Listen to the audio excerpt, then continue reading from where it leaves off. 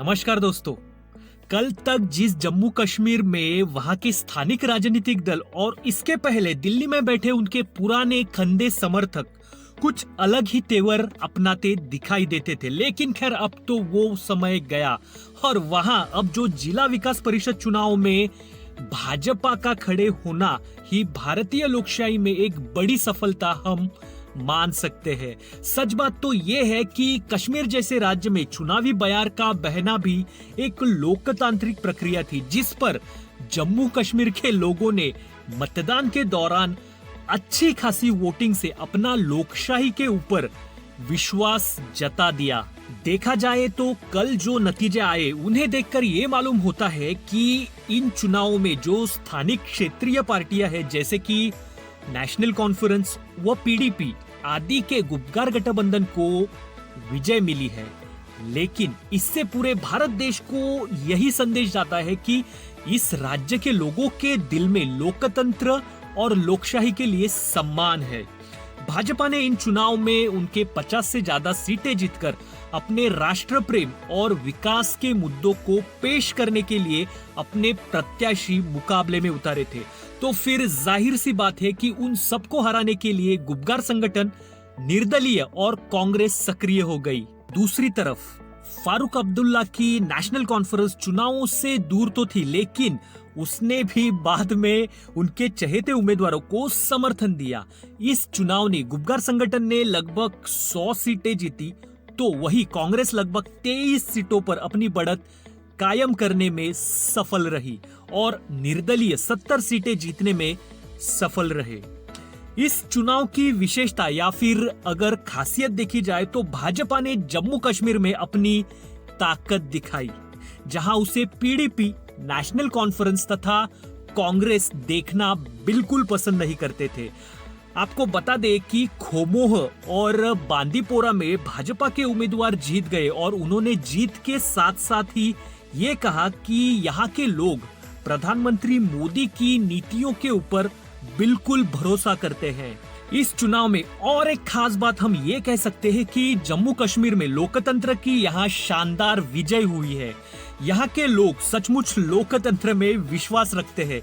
ये महत्वपूर्ण संदेश जम्मू कश्मीर के घाटी के लोगों ने पूरे भारत देश को दिया है। राज्य का विशेष दर्जा समाप्त होने के बाद ये पहले चुनाव थे और इनमें औसत 50% से ज्यादा मतदान हुआ। यहाँ पर 28 नवंबर से 19 दिसंबर तक 8 चरणों में हुए इस पूरे मतदान में जम्मू व कश्मीर दोनों ही क्षेत्र के लोगों ने भारी सर्दी के बीच अपने मताधिकार का प्रयोग करके यह संदेश दिया कि देश का हर चुनाव उनके लिए महत्वपूर्ण है। दोस्तों, जम्मू कश्मीर में पूरे राज्य में कुल 20 जिले हैं और प्रत्येक जिले में विकास परिषद की 14 सीटें हैं।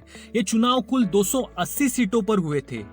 पिछले वर्ष 5 अगस्त को राज्य का पुनर्गठन होकर इसके 2 केंद्र शासित राज्यों जम्मू कश्मीर व लद्दाख में बंट जाने के बाद इस राज्य की एकल विधानसभा का अस्तित्व भी समाप्त हो गया था।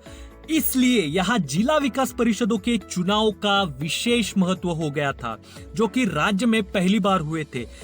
इन चुनावों में भाजपा का सामना करने के लिए राज्य की प्रमुख राजनीतिक पार्टियों का गठबंधन बना, जिसे गुपकार समूह कहा गया और उसने ये चुनाव साथ मिलकर लड़े, जबकि कांग्रेस पार्टी इन चुनाव में अलग से खड़ी हुई थी। दोस्तों, इन जम्मू कश्मीर के चुनावों की घोषणा भी गुपकार गठबंधन के विविध नेताओं के जेल से छूटने के बाद झटके में ही अचानक से की गई, जिसकी वजह से पहले फारूक अब्दुल्ला जैसे नेता इन्हें न लड़ने का बयान दिया, जबकि कांग्रेस ने चुनाव लड़ने की उनके इच्छा को जाहिर कर दिया था।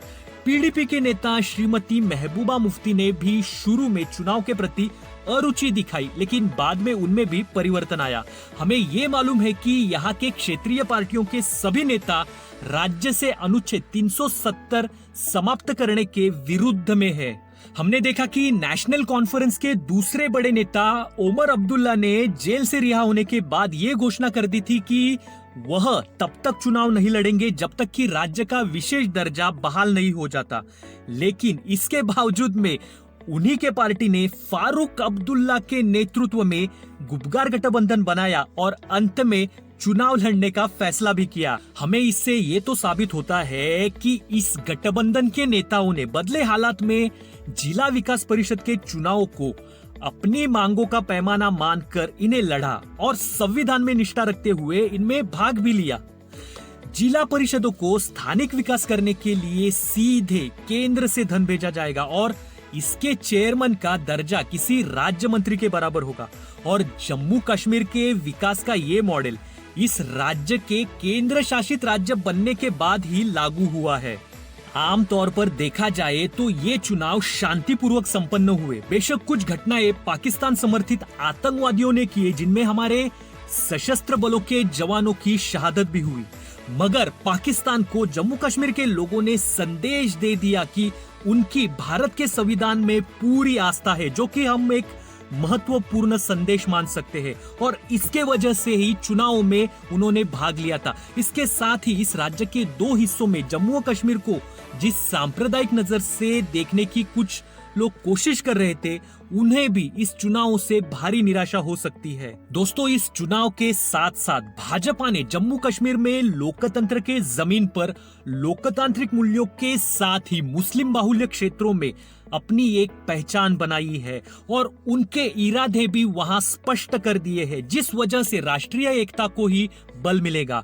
आज की तारीख में देखा जाए तो भाजपा ने कश्मीर क्षेत्र में उनका प्रवेश तो किया, मगर इस सबसे ऊपर महत्वपूर्ण यह है कि जम्मू कश्मीर में लोकतंत्र पूरे जोर शोर से कामयाब हुआ है, जिसके कारण जम्मू कश्मीर के आम आदमी को सीधे सत्ता में भागीदारी होने का मौका मिला है। एनीवे दोस्तों, अब तक के लिए बस इतना ही। Will see you soon in the next video.